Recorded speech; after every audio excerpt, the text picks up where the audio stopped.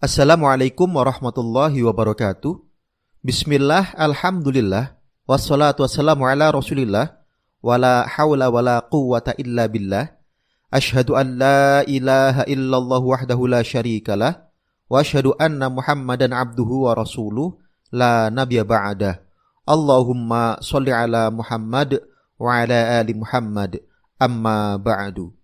Pendengar Buletin Dakwah Kafah rahimakumullah, alhamdulillah kembali hadir di tengah-tengah Anda semua. Buletin Dakwah Kafah yang kali ini edisi 162, tanggal 21 Safar 1442 Hijriah, bertepatan 9 Oktober 2020 Masehi.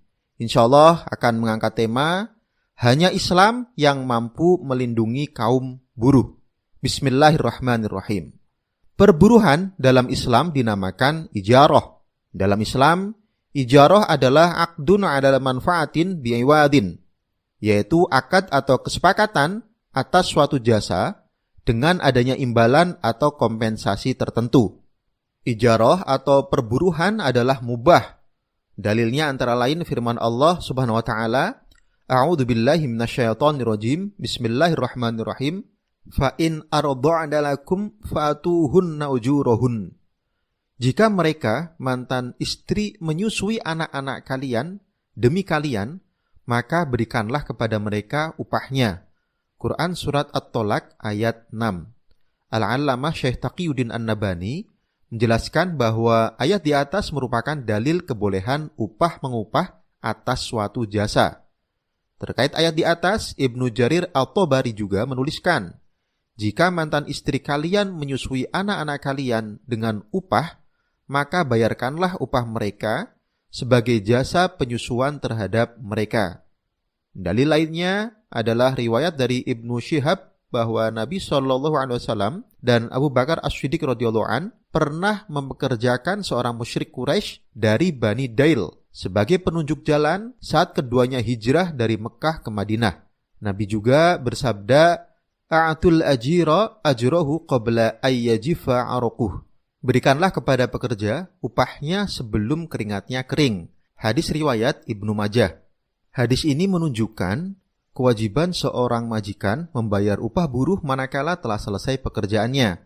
Hadis ini pun menunjukkan bahwa Nabi SAW membolehkan aktivitas ijarah atau perburuhan.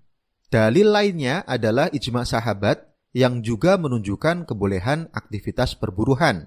Dengan demikian, ijarah atau perburuhan adalah salah satu cara kepemilikan harta yang sah atau halal menurut syariah Islam. Pendengar rahimakumullah, beberapa ketentuan syariah dalam perburuhan.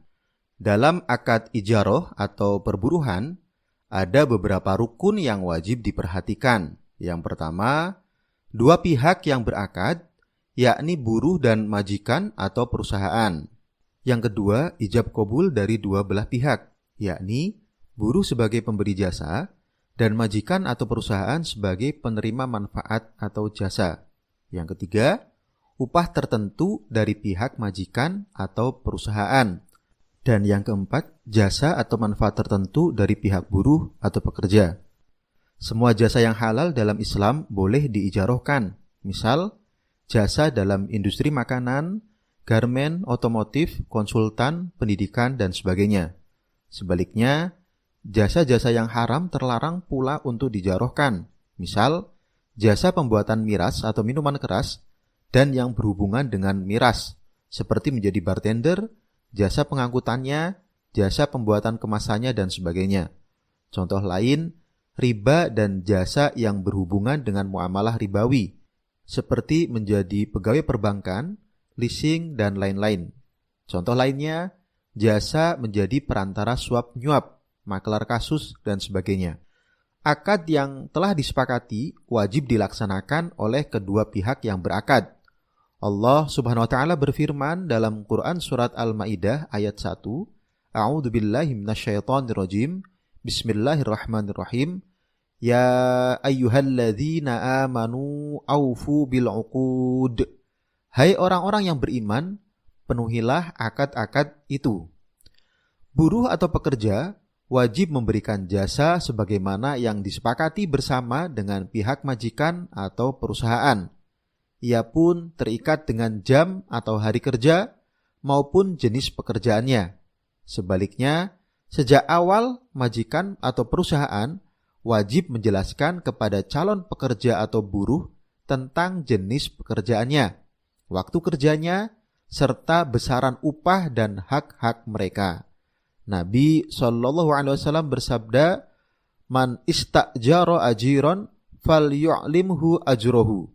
Siapa saja yang mempekerjakan seorang buruh, hendaklah ia memberitahukan upahnya kepada buruh tersebut.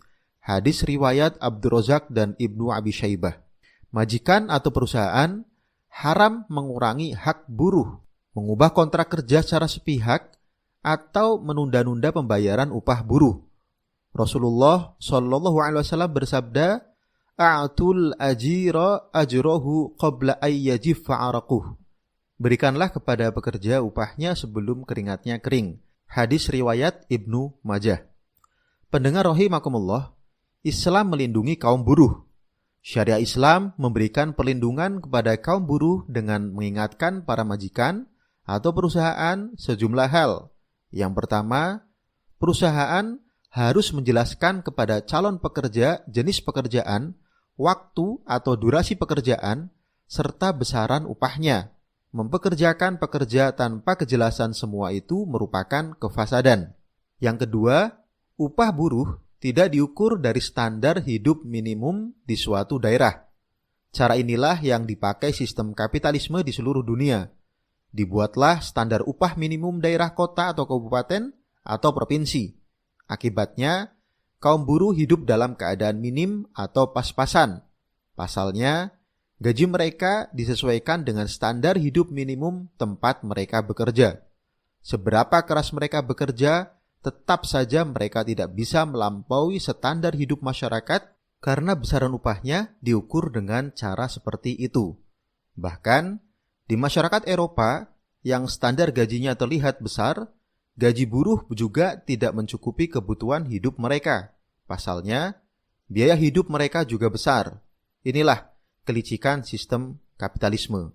Dalam Islam, besaran upah mesti sesuai dengan besaran jasa yang diberikan pekerja, jenis pekerjaan, waktu bekerja, dan tempat bekerja. Tidak dikaitkan dengan standar hidup minimum masyarakat. Pekerja yang profesional atau mahir di bidangnya wajar mendapatkan upah lebih tinggi dibandingkan pekerja pemula.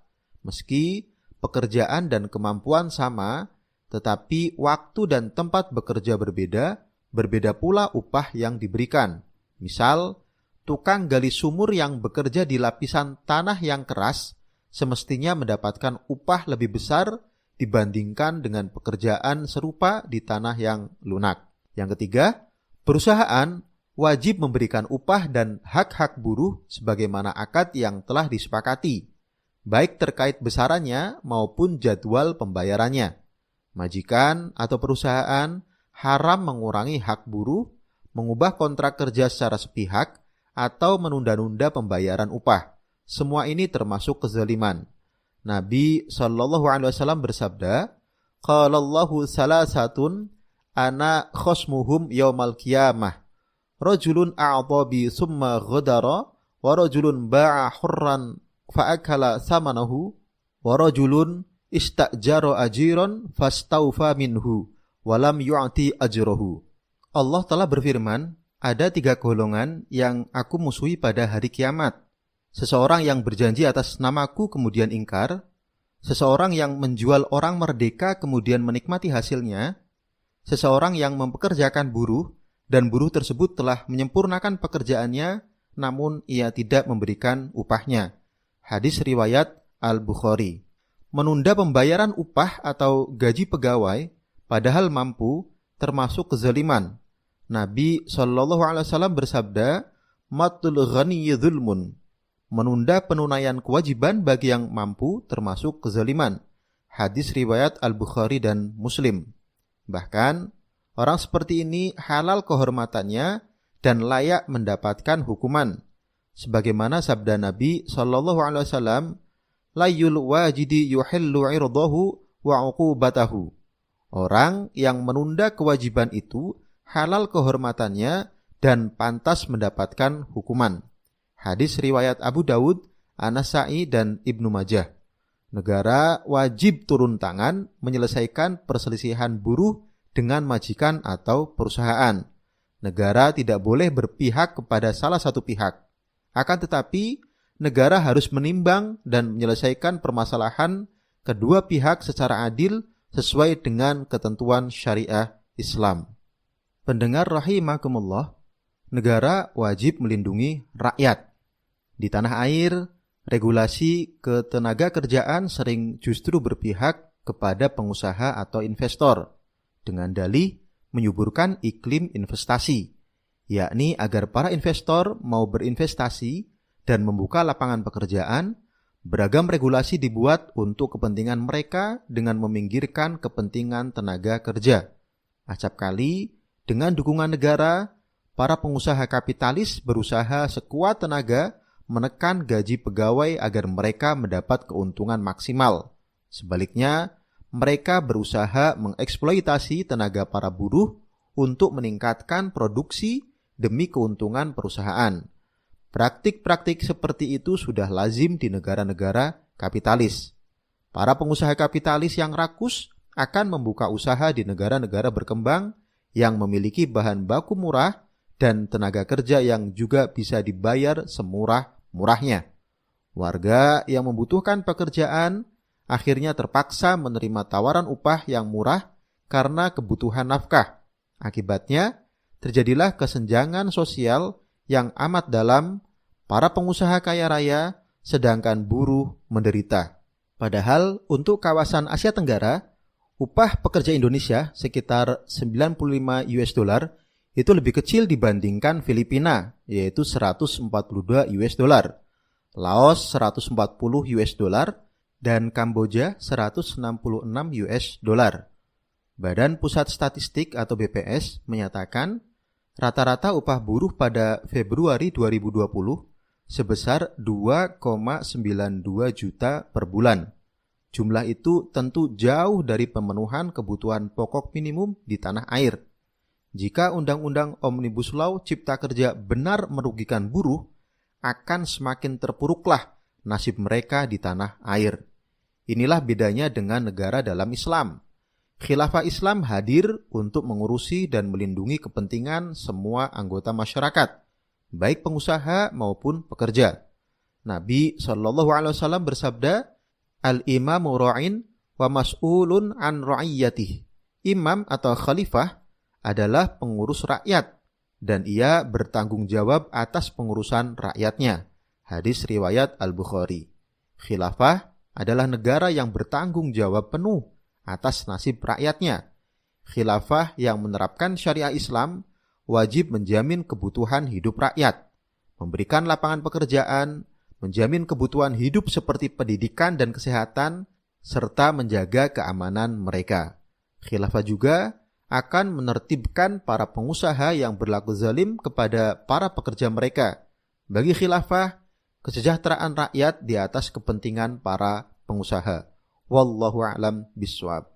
Demikian materi Buletin Kafah edisi 162. Semoga memberikan pencerahan kepada kita semua. Terima kasih. Wassalamualaikum warahmatullahi wabarakatuh.